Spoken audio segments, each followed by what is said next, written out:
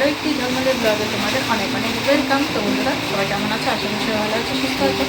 আমরাও ভালোই আছি, কিন্তু আজকে ভীষণ মানে সকাল থেকে বলতে পারো ভীষণ রকমের বৃষ্টি হচ্ছে, মুষলধারে বৃষ্টি আর ঝড়। ওই যে সকাল ওই 6টা নাগাদ, 6:45 নাগাদ যে ঝড়টা হয়েছে সেটা আমি ক্লিপটা শেয়ার করবো বলে আর কি। তো দেখাবো তোমাদের, ঠিক আছে? আর মারাত্মক পরিমাণে এখনও ঝিরিঝিরি হয়েই যাচ্ছে, আর উতাল পাতাল বৃষ্টিটা মানে মানে একদিক থেকে হচ্ছে না, এদিক থেকে হচ্ছে, ওদিকে হাওয়াও হচ্ছে সঙ্গে।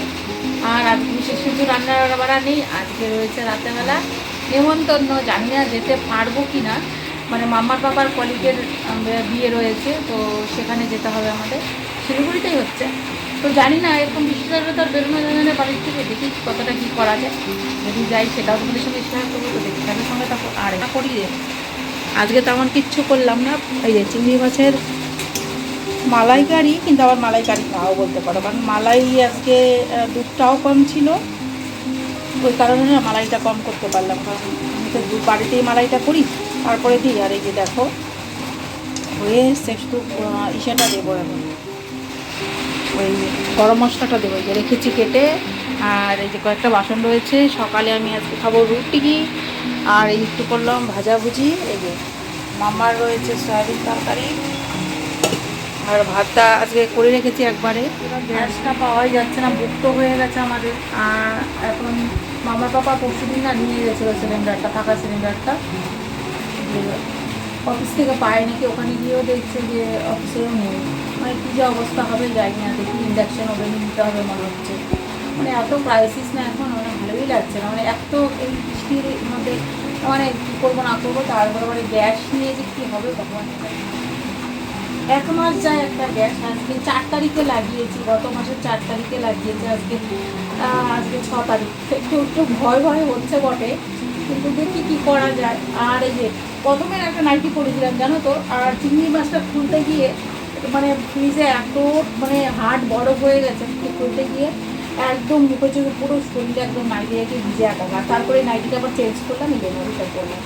মানে ঝাঁতা অবস্থা, মানে যেদিন একটু দেরি হয় মানে দেরি হয়। মাম্মা পাপা কালকে রাতে এসছে যখন, কটার সময়, প্রায় 1টা নাগাদ বাড়িতে এসছে। তারপরে ওই 12:30 ধরো, সরি 12:30 নাগাদ বাড়িতে এসছে। তারপরে খাওয়া দাওয়া হলো, বাসন মাজা হলো, ঘুমানো হলো। কিন্তু আমার না অত তাদের ঘুম ধরে না, খুব বিরক্তি লাগে, তো ঘুম ধরে না। ধরবার পরে আর কি ওঠা হলো। তারপরে হচ্ছে কী বলো তো, বেশি রাতে শুলে আমার এমনিও ঘুম ধরে না, আর এমনিও যদি এখন ইদানিং ঘুমটা কমই হচ্ছে, তো ওই কারণবশত না আজকে একটু মাথাটাও ব্যথা বলতে পারো। আর যাও ভেবেছিলাম সকালবেলা একটু শুবো, কিন্তু সেটা আর হয়ে উঠলো না, কারণ সকালবেলা এত পরিমাণে বৃষ্টি আর ঝড় তখন হচ্ছিল যে না উঠে না আর থাকতে পারলাম না জানো, ওই আর কি। আর এই চোখ মুখ করে দেখো বসে বসে রয়েছে, ঘুম না হলে যেটা হয় আর কি। তো চলো, তো বন্ধুরা চলো সকালে কি পরিমাণে বৃষ্টিটা হয়েছিল সেটা একটু তোমাদের সঙ্গে শেয়ার করি। তো এই যে দেখো কী পরিমাণে বৃষ্টি হচ্ছে।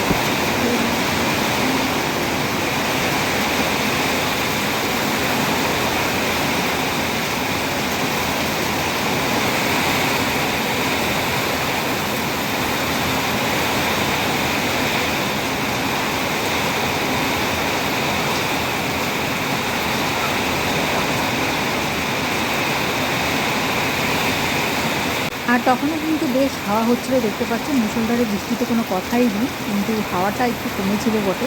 যখন বেশি হচ্ছিলো তখন আর বাইরে বেরোয়নি বন্ধুরা।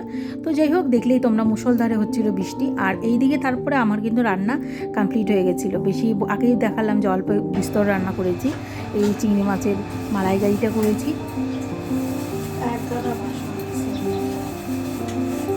আর বন্ধুরা এই যে বাসন মাজা কিন্তু অলরেডি স্টার্ট করে দিয়েছি, অনেকগুলো বাসন রয়েছে রান্না করা, কিন্তু বাসন হয় এতগুলো। তো যাই হোক, আগে কতগুলো মেজে নিয়েছিলাম, আর এখন এই যে আবার মাজছি। কি বলো তো, মানে এখন দেখতে পাচ্ছ তো কতটা পরিষ্কার, একদম রোদ উঠে গেছে বাইরে, মানে চূড়ান্ত লেভেলের রোদ উঠেছে, মানে যেটা আর কি কল্পনা করেছিলাম না। বৃষ্টিটা দেখলে তো তোমরা কী পরিমাণে বৃষ্টিটা ছিল। তো তারপরে ভাবতে পারিনি যে আজকে এত সুন্দর রোদ একটা উঠবে, মানে কল্পনার বাইরে। তো যাই হোক, ভালোই হয়েছে। আমার অনেকগুলো জামা কাপড় আছে, সেগুলো একটু ধোয়ার বাকি রয়েছে, সেগুলো ধুয়ে দিব। তো এইদিকে আগে আমি ঝটপট করে আর কি বাসনগুলো মাজছিলাম। জানো তো বন্ধুরা, রোদ থাকলে যে আমার কী ভালো লাগে, মনে হয় এটা ধুই সেটা ধুই এরকম মনে হয়, মানে এখানে পরিষ্কার করি সেখানে পরিষ্কার করি এরকম হয় আমার সঙ্গে সবসময়। আর বিশেষ করে জামা কাপড় মানে আলনা থেকে নিয়ে নিয়ে পারলে পরে ধুয়ে দিই, এরকম একটা ব্যাপার। তোমরা কারা কারা এরকম করো অবশ্যই কমেন্টে জানিও। আর কি বলো তো, এখানে মাম্মা যেন কি বলতে এসেছিলো আমাকে, আমি তো আমার মনে নেই এখন। তো যাই হোক, এটা তো ওই গত বুধবারের ভিডিও আজকে তোমাদের সঙ্গে শেয়ার করছি। অ্যাকচুয়ালি বৃহস্পতিবার মানে গতকাল করার ছিল, তো যাই হোক করতে পারিনি, আজকে করছি। আজকে এক্ষুনি ভয়েস ওভারটা দিয়ে এক্ষুনি কিন্তু তোমাদের সঙ্গে শেয়ার করছি বন্ধুরা। আর তারপরে কি বলো তো, অনেকগুলো জামাকাপড় ভিজিয়ে রেখেছি, সেগুলো ধোবো। চলো। আর এরই মাঝখানে অনেকটা টাইম কিন্তু আমি জামা কাপড় ধুয়েছি, তারপরে হচ্ছে শুকোতে দিয়েছি, এমনকি ঘর ঝাড়ু দিয়েছি, ঘর মুছে নিয়েছি, অনেকটা টাইম চলে গেছে। আর ওগুলো শ্যুট করিনি বন্ধুরা, কারণ সব সময় না সব কিছু শ্যুট করা যায় না, কারণ টাইমটা অনেকটাই হচ্ছিলো বলে না আমি কিন্তু শ্যুট করিনি।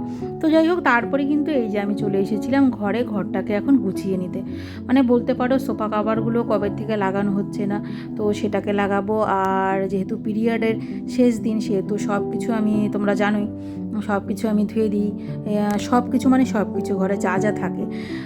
তো ওই আর কি, কম্বল বাদ দিয়ে আর কি, গায়ে দেওয়ার কম্বলগুলো বাদ দিয়ে সেগুলো যদি ধোয়া যেত, রোজ দিন শুকিয়ে যেত, আমি সেটাও মনে হয় করতাম।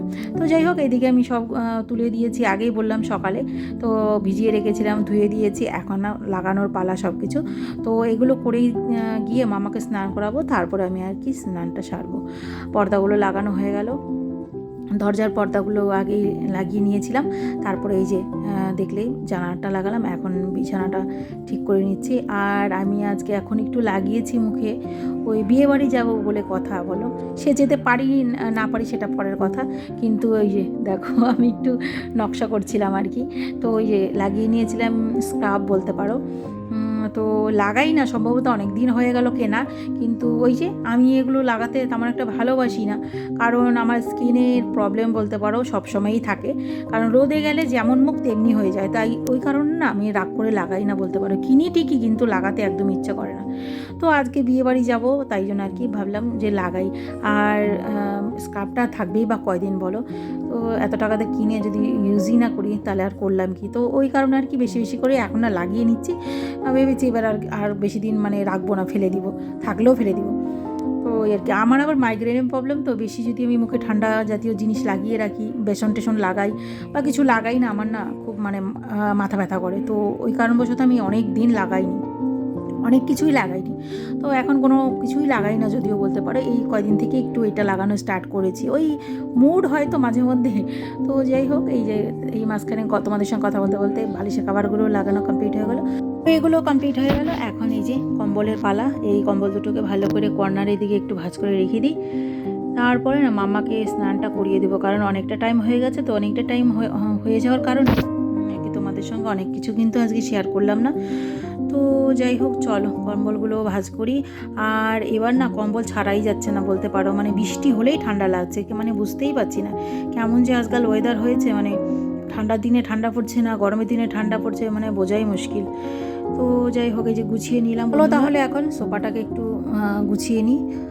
আর এই যে দেখো সব খুলে রেখেছি, মানে প্রথমে একটা চাদর পেতে দিই, তারপরে আর কি কাভারগুলো লাগাই, তাহলে দেখতেও ভালো লাগে আর জিনিসটা একটু মোটা মোটা লাগে দেখতে। তো চলো এই চাদরটাকে পাতবো। এই চাদরটা তোমরা আগেও দেখেছো, মিশো থেকে কিন্তু কিনেছিলাম, চাদরটা বকবাস ছিল একদম। তো চলো, এরকম আরেকটা আমি এমনি কিনেছি, মানে ফেরিওয়ালা থেকে, সেটা কিন্তু বাম্পার একটা চাদর। তো যাই হোক, এটা দেখতে কিন্তু প্রিটি লাগে, দেখো এরকম করে পাতলে খুব সুন্দর লাগে, কিন্তু বিছানায় পাতলে ভালো লাগে না জানো তো, ওই কেমন একটা লবণ লবণ বের হয়, এরকম আঠা আঠা টাইপের। তো যাই হোক, চলো ঝটপট করে এটা গুছিয়ে নিই, এটা পেতে দিলে পরে কি একটু সেফ থাকে। দেখো, আমরা যেহেতু মধ্যবিত্ত ফ্যামিলি থেকে বিলং করি, সেহেতু আমাদের কিন্তু অনেক কিছু ভেবেচিন্তে করতে হয়, ঠিক আছে। আর এই সব জিনিস কিন্তু আমরা নিত্য কিনতে পারবো না, ঠিক আছে। আর অযথা বিলাসিতাও কিন্তু আমাদের পক্ষে ঠিক না। তো এই ছোট ছোট জিনিসগুলো কিন্তু আমাদের কাছে অনেকটা, এই ছোট ছোট জিনিসগুলোকেই যদি আমরা যত্ন আদরে রাখি, তাহলেই দেখবে জিনিস অনেক দিন টিকে যায় আর ভালোও থাকে। তো সেটাই এখন আমি করার চেষ্টা করি, ছোট ছোট জিনিসগুলোকেই মানে ভালোভাবে পরিষ্কার পরিষ্কার পরিচ্ছন্ন করে রাখি। আর এই যে দেখতে পাচ্ছ এখন ঘরটা কত সুন্দর লাগছে দেখতে। তো ওই যে গুছিয়ে রেখেছি। আর এই সোফাটা জাস্ট দেখো, খুবই সুন্দর লাগছে এখন। আর প্রথমে না আমরা ভেবেছিলাম এই সোফাটা নেওয়ার আগে ভেবেছিলাম মানে যেরকম মানে সাধারণত বড়লোকদের ঘরে হয় তেমন একটা নেব। তারপরে ভাবলাম যে না ছাড়ো, এটাই নিই, ওগুলো অত বিলাসিতা করে আমাদের লাভ নেই। আমরা মধ্যবিত্ত ফ্যামিলি থেকে বিলং করি, ওই ছোটো মোটো জিনিস হলেই যথেষ্ট। এটাতেই আমি বিশ্বাস করি, এটাতেই আমি খুবই খুশি। তো যাই হোক, যখন কোনো দিন যদি হয় তো তখন কিনে নিব, ঠিক আছে। তারপর বন্ধুরা মাম্মাকে স্নান করিয়ে দিয়েছিলাম। আর এই যে দেখলেই তোমরা, আমিও করে নিলাম স্নানটা। তারপরে চলো, আজকের ব্লগটা আর বড় করছি না, আজকের ব্লগটা আমি এখানেই এন্ড করছি আর কি। তো কেমন লাগলো আজকের ব্লগটা, ভালো লাগলে লাইক কমেন্ট করে দিও। আর নেক্সট ব্লগে আবার দেখা হচ্ছে। সবাই ভালো থেকো, সুস্থ থেকো, টাটা।